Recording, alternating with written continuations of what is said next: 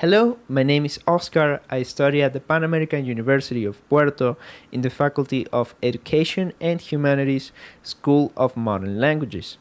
In today's video, I'm going to talk about how to write a good speech in English. And one of the main things that we need to consider when writing a speech is the structure. The sequence of how that speech is being conveyed to an audience is going to have a great impact on the audience, on their perception of what was communicated to them. All right, so the thing with speeches is that there is a broad structure that is common among many different types of speeches, which we'll name and develop in a moment. But the broad structure has three simple steps, which are the greeting, which is how you address the audience before starting to talk about the content of the speech, which is step number 2, the body, the part of the speech when you are developing the ideas or conveying the information, and step number 3, which is the concluding sentence, which is how you say farewell to the audience after the speech. So the interesting thing with speeches specifically is that they all share the points 1 and 3. The greeting and the concluding sentence can be shared among different types of speeches.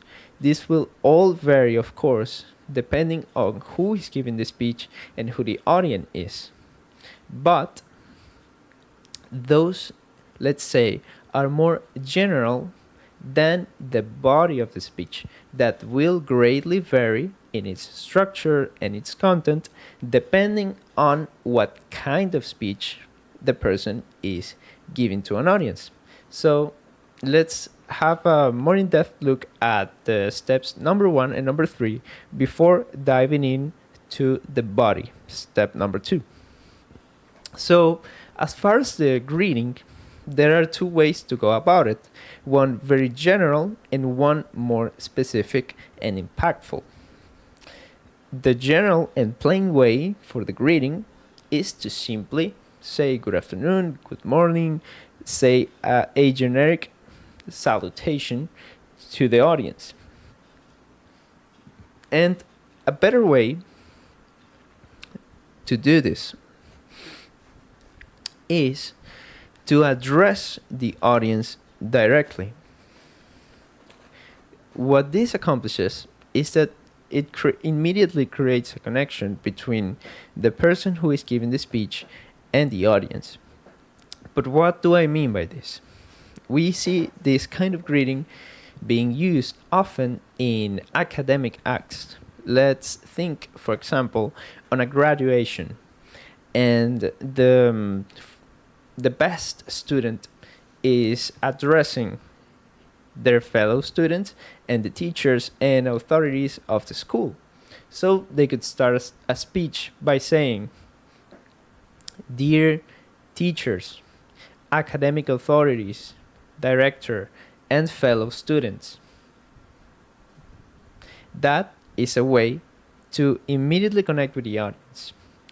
And that structure for greeting can be shared among different types of speeches and contexts. And the same thing happens with the concluding sentence. One way to go about it is to simply say goodbye. Goodbye, good afternoon, thank you for your attention. That is a valid but plain way to end a speech. It would all depend, of course, on the context again.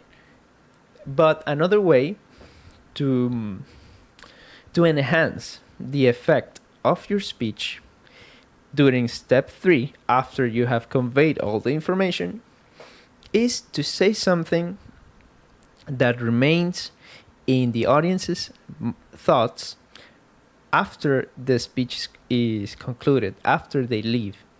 And for example, such thing could be an inspiring quotation, an inspiring quote, or an inspiring or a question. It will all depend on the content of the speech. But saying goodbye, the same farewell that I stated before, alongside something like this, an inspiring quote or a thought-provoking question related to what was discussed or informed in the body, is a great way to convey a powerful and lasting effect on the audience.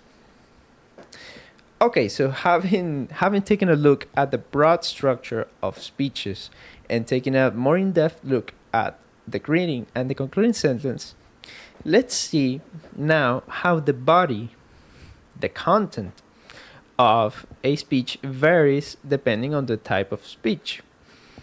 So, in very few words, the body refers exactly to that, to the content of the speech, the information that is being conveyed to the audience.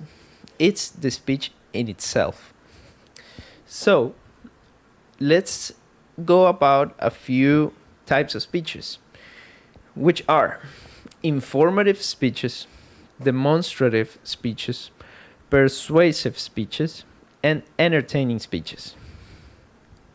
And let's begin with informative. These types of speeches mainly focus on getting information across to the audience. They are fairly simple because they don't try to convince them or something, just transmitting information to the audience. So the body in this type of case should be organized. That is the main thing. The paragraphs should be structured in a way that they contain only one piece of information that you want to share at a time. So the information follows a logical sequence and the ideas don't get entangled. All right?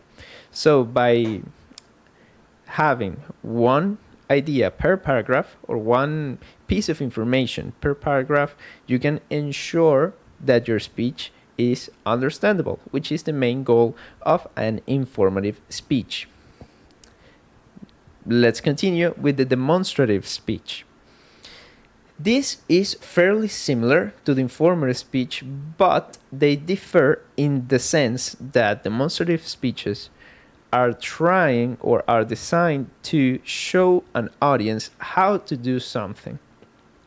So the structure is going to be very similar, but instead of pieces of information per paragraph, what you're going to have is steps. You're going to break down the process that you're trying to communicate to an audience into steps. And each paragraph of the body is going to contain one step and still carry that logical sequence as the same way as in informative speeches, but in a way that breaks down complex information into simple steps to increase the possibilities of the audience retaining and understanding the process that you're trying to teach. Okay, let's move on to persuasive speeches. So in this case, the structure is again similar. There is what's really very important in these cases is that persuasive speeches must have an idea per paragraph. Try to not entangle different ideas together in one paragraph because the greater sense that you're trying to convey is going to get lost. So, outline, if you have different arguments to convey a general idea, start with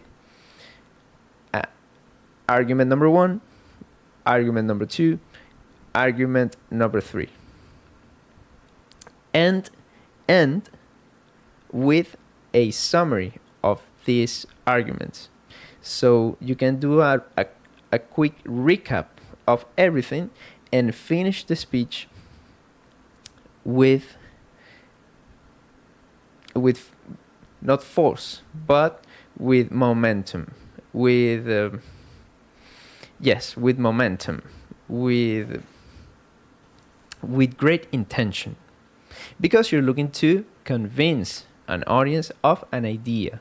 So the main thing that you need to think about is how the arguments that you're going to present in each paragraphs are in every paragraph are going to serve to the main idea that you're trying to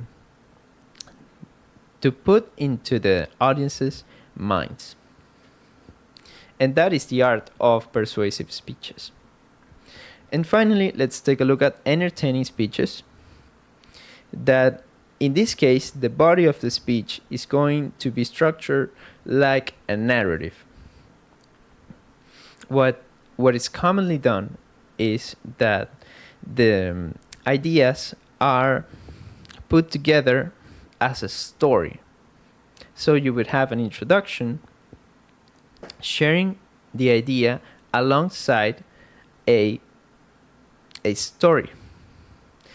So you will have the typical structure of a beginning, then a middle where the tension of the story is ever increasing until it reaches a climax, and that is where you convey the impactful thing, both in the story and in your idea. And finally, conclude with a resolution. What happened in the end? And that's how you can give a speech and telling a story at the same time. It can create a very profound and resonating effect with the audience. So that's how the different bodies in the different type of speeches would vary depending of what kind of speech is being said at the time. So again, we have a greeting, a body, and a concluding sentence. And this body is going to change depending of the type of speech. And we've discussed informative speeches, demonstrative speeches, persuasive speeches, and entertaining speeches. Following the structure and thinking about how to get the idea across from the person who is talking to the audience, and structuring it in an organized way is one of the key and most important aspects to write a good speech in English. And that'll be all for today's video. Thank you for joining me, and I will see you on the next one. Goodbye for now.